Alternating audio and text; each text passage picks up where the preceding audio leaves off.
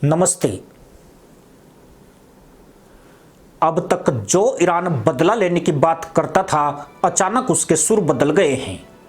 Israel के हमले के खौफ से ईरानियों के तहमंद हर रोज गीले हो रहे हैं।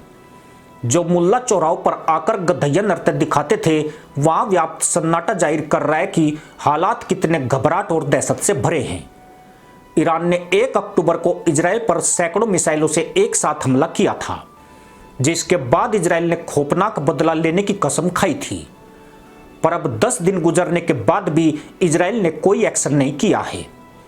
इतना ही नहीं, इजराइल की रणनीति को ईरान भांप तक नहीं सका है। ईरानी मुल्ला हैरान परेशान है कि आखिर इजराइल उन्हें कैसी मार देने वाला है। ईरान के अस्पतालों में बढ़ती हार्ट पेशेंट की भीड़ इस बात की गवाह है कि ईरान की मदरसा पैदाइश की किस कदर फटी पड़ी है। पिछले 10 दिन से ईरान डर के साए में जी रहा है। अगर इजराइल हमला करके अपना बदला पूरा कर लेता तो शायद आज ऐसी नौबत नहीं होती, लेकिन यहां तो इजराइल ने बिना हमला किए ही दिल की धड़कनें बढ़ा दी हैं। ईरानी मुल्लाओं का ब्लड प्रेशर गड़बड़ है। ऊपर से इजराइल की ओर से आने वाले खतरनाक बयानों ने मदरसा कौम के पिछवाड़े और सर्द कर दिए हैं। यानी ईरान पर इजराइल का हमला होने से पहले ही आधी से ज्यादा मदरसा पैदाइश ढहने के कगार पर हैं।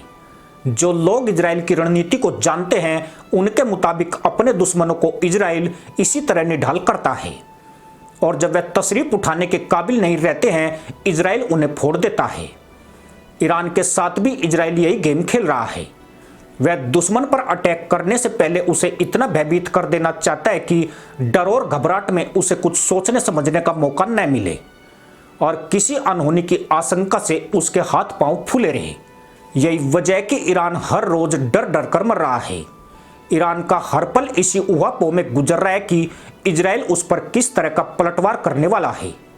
उसकी चिंता इसलिए भी गंभीर है क्योंकि ईरान के पास इजरायली हमले का प्रतिरोध करने के विकल्प बहुत सीमित है। अगर ईरान पर हमला हुआ और उसे मजबूरन युद्ध में उतरना पड़ा तो पहले से ही खस्ता हाल उसकी अर्थव्यवस्था कटोरा फैलाने के लायक भी नहीं रहेगी। कोई ऐसा मित्र देश भी नहीं है जो ईरान की आर्थिक मदद कर सके। अगर किसी ने ऐसा करने की जहमत उठाई तो अमेरिकी प्रतिबंध रुकावट बन जाएंगे। ईरान को पता है कि इजराइल उसके ऊपर हर हाल में पलटवार करेगा। कब करेगा, इस चक्कर में उसकी नींद उचट रही है। ईरान के विदेश मंत्री इस हमले को रुकवाने के लिए भारत और खाड़ी देशों से गुहार लगा रहे हैं। ईरान ने इजराइल को खुश करने के लिए लेबनान और गाजा पर बकलोली बंद कर दी है। ईरान के भीतर गाजा के सपोर्ट में तहमद लहराने वाले मस्टंडे मुल्लाओं को घर में बैठने के फरमान सुना दिए गए हैं। यानी ईरान पूरी कोशिश कर रहा है कि किसी तरह इस आफत से पीछा छूट जाए और भारत युद्ध विराम करा दे। उधर इजरायली पीएम बेंजामिन नेतन्याहू लगातार ईरान से बदला लेने और इजराइल पर हमले का खामियाजा भुगतने की धमकी दे रहे हैं। बुधवार को अमेरिकी राष्ट्रपति से नेतन्याहू ने साफ कहा कि अगर हम लड़ेंगे नहीं तो मुल्लाओं के हाथों मारे जाएंगे। उनके इस बयान का मतलब यही लगाया गया कि उन्हें ईरान की कुटाई करने की अमेरिका से हरी झंडी मिल चुकी है। ऐसे में ईरानी नेताओं को डर है कि इजराइल का हमला होने की दहशत में कई 1000-2000 मुल्ला पहले ही हुरों की खोज में ना निकल जाए। पर यह मामला यहीं तक सीमित नहीं है, बल्कि जो ईरान आज इजराइल से बचाने की मिन्नतें करता फिर रहा है, उसे इस हाल में ले जाने की सुन्नी मुस्लिम देशों की भी बड़ी साजिश है। 7 अक्टूबर को जब हमास ने इजराइल में नरसंहार किया, तब ईरान के मुल्लाओं ने बढ़ चढ़कर गधैया नृत्य किया था, जबकि सुन्नी मुस्लिम देशों की ओर से सदी प्रतिक्रिया आई थी। वह भी तब जबकि हमास के मुसलमान आतंकी सुन्नी समुदाय से आते हैं और ईरान एक शिया बहुल देश है। इजराइल और हमास के बीच संघर्ष शुरू हुआ तो ईरान को इसमें अपने हाथ एक मौका नजर आया। ईरान की मुल्ला सोच यही थी कि अगर वह धूर्त मुल्ला पॉलिसी अपनाए तो तमाम मुस्लिम देशों को इजराइल के खिलाफ एकजुट किया जा सकता है। ईरान अगर शिया मुस्लिम होकर हमास का समर्थन करेगा तो सुन्नी देशों के लिए ऐसा करना मजबूरी बन जाएगी। इतना ही नहीं, ईरान को लगा कि उसकी चाल सफल होने पर मुस्लिम जगत में उसका प्रभुत्व बढ़ेगा। यही वजह है कि ईरान ने इजराइल के खिलाफ विरोध प्रदर्शनों को हवा दी, बल्कि मुसलमानों के संगठन ओआईसी की आपातकालीन मीटिंग बुलाने में भी अहम भूमिका निभाई। पर मामला उस वक्त बिगड़ गया जब सुन्नी देश ईरान की साजिश को भांप गए। यहीं से ईरान अलग थलग पड़ता चला गया। दुनिया के बाकी मुस्लिम देशों, यहां तक कि तुर्की, सऊदी अरब, पाकिस्तान, कतर और यूएई ने भी चुप्पी साध ली। गाजा में इजराइल के हमलों की खबरों को अपने देश में सेंसर कर दिया। इन देशों के मुसलमानों में तो इजराइल के विरुद्ध खास प्रदर्शन तक नहीं हुए। यानी ईरान ने जो चाल चली थी, खाड़ी देशों के एक दांव से वह उल्टी पड़ गई और ईरान इस जंग का सबसे बड़ा खलनायक बनकर सामने आया। जबकि इजराइल पर हुए हमास के हमले में उसकी भूमिका तो छोड़िए, उसे खबर तक नहीं थी। दरअसल ईरान और सुन्नी देशों के बीच पुरानी दुश्मनी रही है। ईरान ने हमेशा ही खाड़ी देशों को परेशान करने वाले कदम उठाए हैं।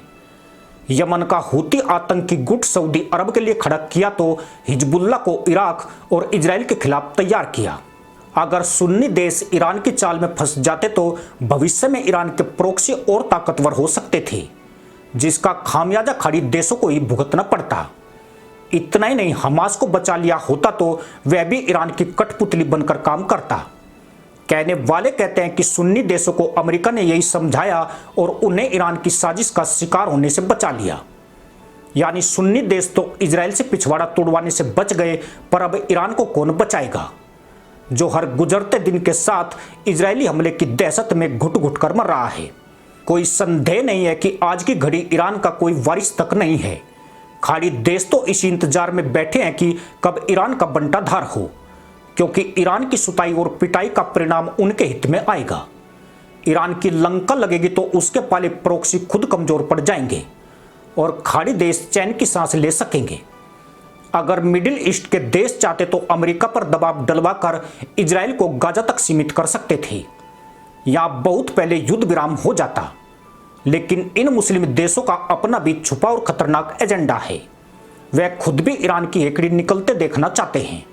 यही वजह है कि उन्होंने ईरान को इजराइल से भिड़ाने की रणनीति, या यूं कहें कि एक मुल्ला ने दूसरे मुल्ला के साथ धूर्त मुल्ला पॉलिसी खेली और ईरान को ऐसे कगार पर लाकर खड़ा कर दिया जहां तशरीफ पिटवाने के अलावा दूसरा इनाम हासिल नहीं होता है।